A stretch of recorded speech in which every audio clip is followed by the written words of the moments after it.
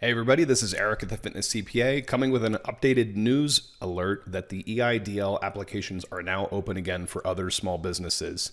So go to the SBA website if you haven't applied and you're in financial need. These are the loan program that you're going to get, potentially a good chunk of money. Now, please be aware this process may take several weeks to several months. I mean, people right now have been waiting for 3 months until they receive their funds, but these are 3.75% loans.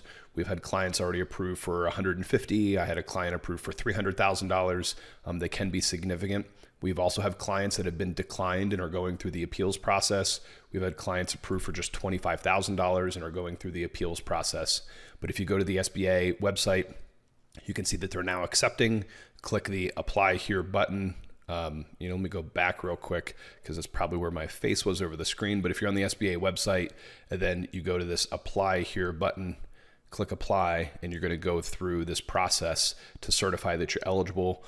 For most people, you're going to choose the business with not more than 500 employees and go through the rest of this process. If you have specific questions, shoot us an email, Eric at the Fitness CPA, and we will help. But generally for this application, as you kind of go through it and you're looking for, they ask for a couple of different pieces of information.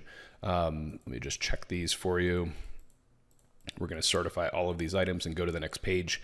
When you're looking at, you're going to have your business legal name, trade name, your EIN, your organization type. A lot of people are, LLCs or S corporations.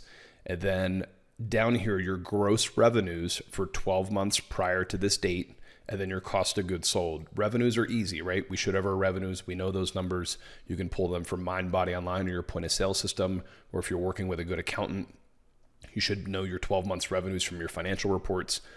The cost of goods sold is trickier. A lot of people, a little confusion here. The cost of goods sold number is going to be cost of retail items for most of our fitness people and or cost of supplements, the things that you're actually physically selling from your studio.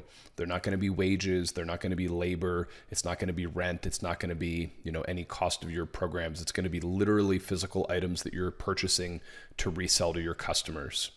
As you go down through here, the rest of this is pretty self-explanatory. And then from here, they will make the decision on how much to lend to you. So they don't give you a lot of information. We don't know what the formula is, but suffice to say, the more revenue you have, the more that they'll probably lend you. So if you have questions, email us. A quick update here today.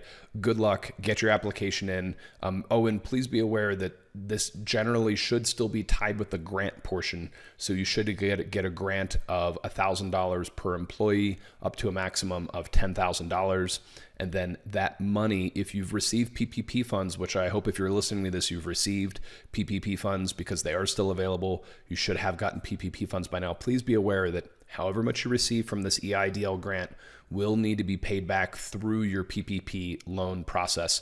So if you receive $40,000 in PPP and you have the maximum 10 employees, you get $10,000 of the EIDL grant.